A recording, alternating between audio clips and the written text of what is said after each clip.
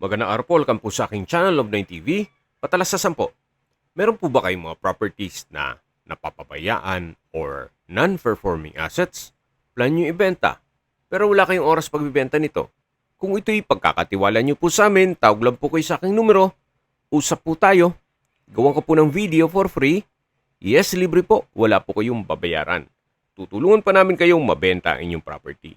Kami na po bala sa marketing, sa boosting or paid ads. Even sa tripping, hindi na po kayo mapapagod sa pag-entertain ng mga buyers.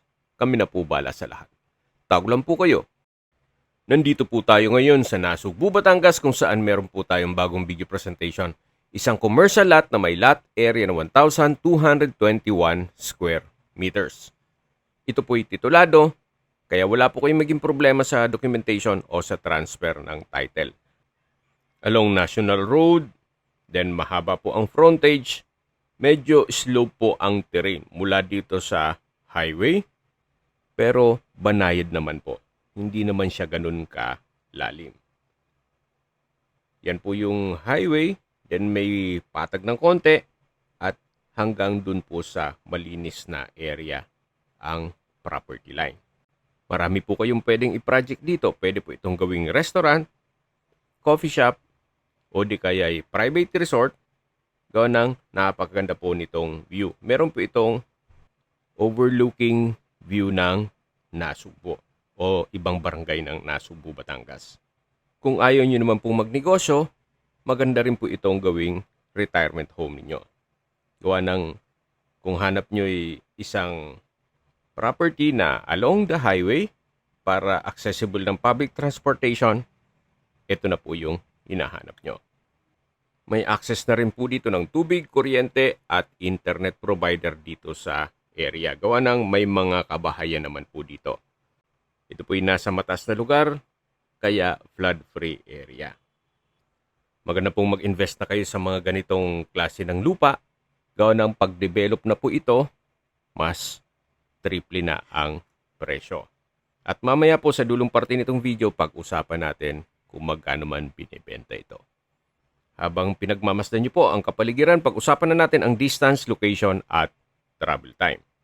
Mula po sa bayan ng Nasugbu, ang distance is 12.5 kilometers at ang travel time is 23 minutes.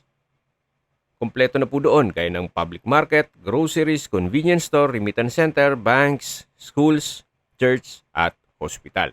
Yan po yung lagi kong binabanggit sa inyo na dapat nyo i-consider sa paghanap ng property, yung meron pong malapit na hospital. Hindi ko naman po sinasabing sakitin kayo. Yan man po ay for emergency purpose lang naman. At mula naman po sa Tagaytay, ang distance is 52.3 kilometers at ang travel time is 1 hour and 45 minutes. Kung familiar po kayo sa bagong project ng ating gobyerno na Cavite-Bataan Interlink Bridge sa Naik, Cavite, ang distance is 56.7 kilometers at ang travel time is 1 hour and 50 minutes. Mula naman po sa Manila o sa airport, ang distance is 89.8 kilometers at ang travel time is 2 hours and 52 minutes. Okay, summarize ko lang po sa mga nag-skip ng video. Ito pong property ay nasa Nasugbu, Batangas at along the highway. Commercial lot po ito na may lot area na 1,221 square meters. Ito po'y titulado, kaya wala po kayong maging problema sa documentation o sa transfer ng title. Okay, sa presyo na po tayo. Binibenta po ito ni owner sa halagang 18,000 pesos per square meter. Kung may mga katanungan po kayo, tawag lang po kayo sa aking numero. At sa mga kababayan naman natin na sa ibang bansa, meron po akong Telegram. Sa mga iPhone user man may message. Meron din pong Imo, Skype, Viber at WhatsApp. Same number lang po, 0917-316-3399. Sa mga nagtatanong naman po ng aming Facebook, meron po kaming Facebook page na Nov9 TV at Facebook Reels video. Meron din pong TikTok at Instagram. May ibang YouTube channel po kami na The Nov9 TV channel at Nov9 TV listings. Sana po naibigyan nyo ang video presentation. Paki-like and subscribe na lang po sa aking channel para ma-update din po kayo sa aking future listings. Kung sakali po hanap nyo yung mas malaking sukat na lupa, meron din po kami ibang listings na pwede nyong pagpilian. Huwag po kayong mag-atubiling tumawag sa amin, then let us know your budget para malaman namin kung anong property pwede namin i-allok sa inyo.